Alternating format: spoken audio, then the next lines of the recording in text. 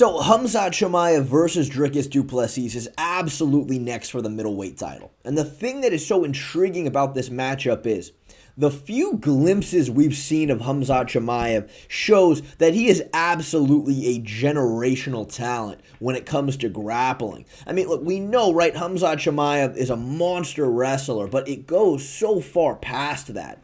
His all-around grappling is so high level. Luke Rockhold, right, I brought this up before, but all of the guys at AKA could never shut the fuck up about how high level of a grappler he is. Craig Jones invited him to compete at CJI purely because of how high level he is in terms of grappling. And Khamzat Chimaev had a grappling match with him. And you would have expected Khamzat's going to go out there, take him down, just try to smash him. I mean, that's not what happened. Khamzat fucking pulls guard, shoots for a leg lock, uses it to sweep, come on top, pass his guard, and then smash him. That is kind of fucking insane. All right. I mean, and again, right, who the hell has put Kamaru Usman into this position? I mean, Usman barely survived round one by the skin of his teeth. We don't fully understand how good Khamzat is on the ground. But Robert Whittaker, I mean, look, if it wasn't for Israel Adesanya, he would have been considered one of the greatest middleweights of all time. Up until the Dricus Du Plessis fight, he beat everybody. I mean, he went at it in the wrestling exchanges with Yoel Romero. I mean, Yoel timed the shot right off of Whittaker's blitz. I mean, you do not time a takedown better than this, and Whittaker still sprawled. But when he fought Khamzat, I mean, it just wasn't close because of how Khamzat mixes the wrestling and the jiu-jitsu together. He legitimately is so world class. And with all that being said, it makes it even crazier that Khamzat chooses to completely go for broke in the first round against you. He does not save any energy for the swim back. It is all or nothing that first round, which again is just absolutely insane. And then on the flip side to all of this, you have Dricus Du Plessis, who to me, he's just so exceedingly handsome. I think is the first thing you notice when you look at this guy. He's just a good-looking man. Very good-looking man. And speaking of man, he's a lot of that as well. He's very manly, very big, very strong, and that absolutely plays a massive factor when trying to gauge the grappling between these two guys. Because honestly, that is the only relevant question there is when looking at this matchup.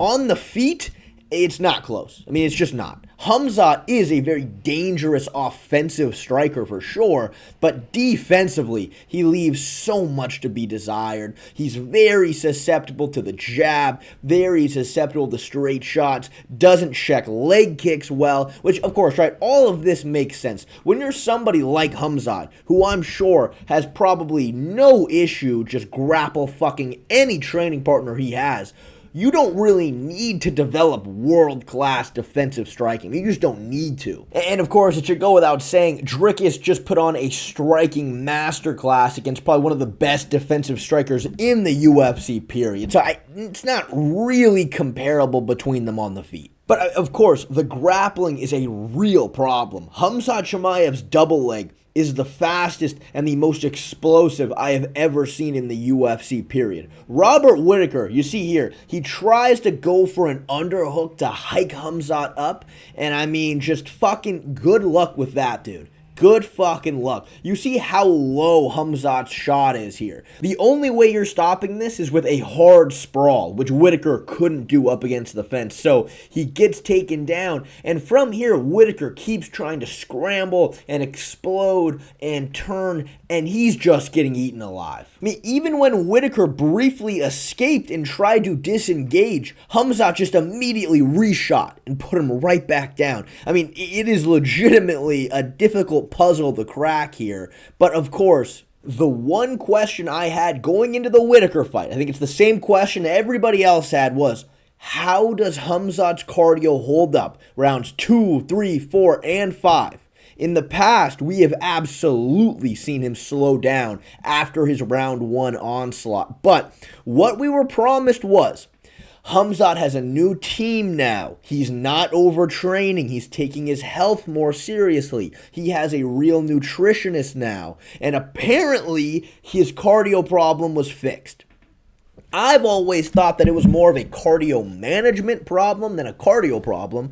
But again, right, prior to him getting COVID, there were some absolutely spooky stories about Khamzat from other fighters. That they would say Khamzat would sprint on the treadmill for 30 minutes straight, which, I mean, is kind of crazy. Again, it is just an unknown at this point. I mean, we don't know for certain. But, of course, the Whittaker fight did end in a fluky way. Whittaker was getting grapple fucked for sure. But he was surviving up until his teeth broke because of a pre-existing injury, and the fight ended a little premature. So the question is, can Dricus survive the grappling round one? And if Khamzat can keep up that pace for longer, I mean, can he just survive in the grappling period? Well, here's the big thing I think you have to understand is Khamzat's entire game essentially revolves around trying to take your back. That is what we see him go for over and over and over again against everybody. And I mean, it is no question, if he takes your back, if he slides his hooks in, his control is really good, and he is extremely dangerous from that position.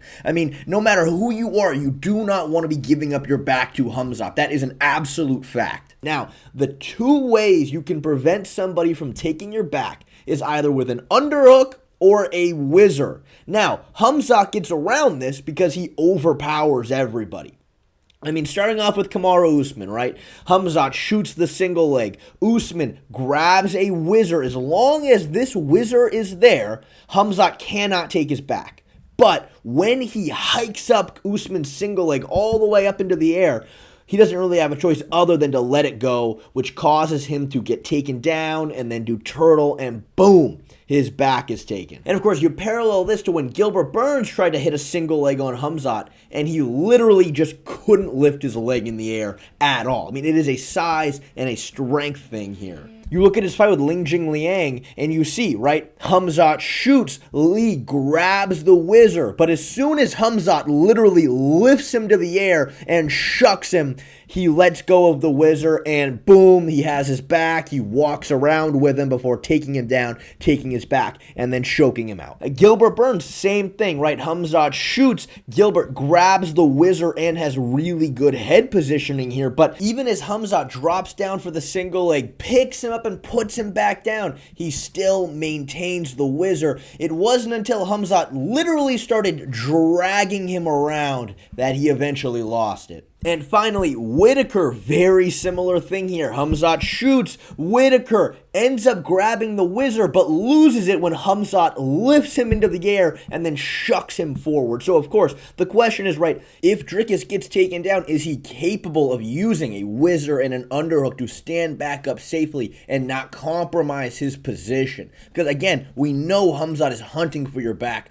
hunting for submissions. It's going to require a level of physicality to not be getting lifted and shucked forward or dragged around like we've seen in all these examples. And of course, right, if anybody could do it, it would be Dricus. I mean, this is a great example right here. You look at when Dricus fought Robert Whittaker. Whittaker timed a really good takedown on Dricus, beat him to the hips, got him down. And when Dricus built his base back up, you see, he grabs the underhook and then gets up onto that side. As long as you have this underhook, there is no back take. It literally just cannot happen. Right? Leon Edwards versus Colby Covington. Leon had a moment of actually making a very big mistake where he tried to take Colby's back while Colby had the underhook, and it just didn't work. I mean, it's the exact same principle. Again, though, right, for most people fighting somebody who has the physicality of Khamzat, grabbing an underhook and building your base up is going to be really difficult. But again, if anybody can do it, it is going to be somebody like Dricus, who's just a fucking beefcake at 185. When you look at Dricus's fight against Derek Brunson, who's probably, the most decorated wrestler that Dricus has ever fought, for whatever that's worth, there were certainly moments where you saw that Dricus was outskilled in pure wrestling. I mean, right here, Dricus tries to shoot while on his knees, which you're not supposed to do that. You are going to get pancaked And that's exactly what happened. But still, to stand back up from there, Dricus shoots the underhook with his left arm, gets to his knees, and builds his base back up. I mean, this is huge against somebody like Khamzat. This is exactly what you want to see. But with that being said, there were some moments that you definitely do not want to see against somebody like Khamzat. Right here, Dricus literally pulls fucking mount. Like, just lays down and pulls Brunson on top of him. He has to turtle from here, completely gives up his back. Now, he does survive this position, but obviously, Khamzat is going to be far more dangerous submission-wise than Derek Brunson. But still, how does Dricus eventually stand back up from this position? Again, shoots the underhook to safely get back up. So, this is a really, really good fundamental thing that Dricus is clearly sticking to. Of course, though, right, it should be mentioned, when you're going for that underhook, you do need to be worried about the Darce choke. I mean, that is Khamzat's second favorite submission, no question. But as long as you maintain the underhook, the odds of you getting darced are extremely small. I mean, you go back to the Kevin Holland fight. There was a moment where Khamzat is going for the darce against Holland, but because Kevin had the underhook, he chose to kind of chill there because he knew from that position he was safe. Now, what he didn't count on, though, was Khamzat manipulating him, getting the arm into the correct position to being able to finish. You see, with the Darce choke, the lock is on one side of your throat. The other side is getting choked by your own shoulder getting pressed into it. But when you grab the underhook across the body, you see the space it gives you here.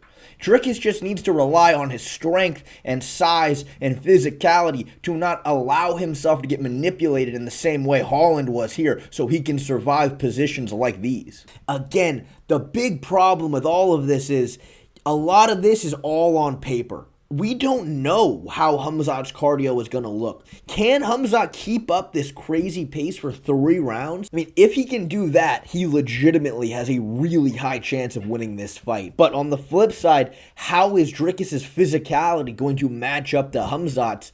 We just don't know for certain. That's the problem. But there is nobody in the division that has the girth that Dricus does. It just doesn't exist. I'm sorry. If anybody can do it, it's going to be him. And look, if this fight stays on the feet, I don't think it's close. I mean, Dricus just put on a legitimate striking masterclass on one of the best defensive strikers the sport has ever seen. While on top of that, I mean, he fucking cracks. If he lands clean on you, he hurts you badly. And I just think that, look, put a gun to my head, I do think Dricus probably will be able to survive the grappling exchange with Khamzat. I think he has the tools and the strength to do it, and I think on the feet he's way better. And I think that I wouldn't say you're crazy if you don't think Khamzat stands a chance here.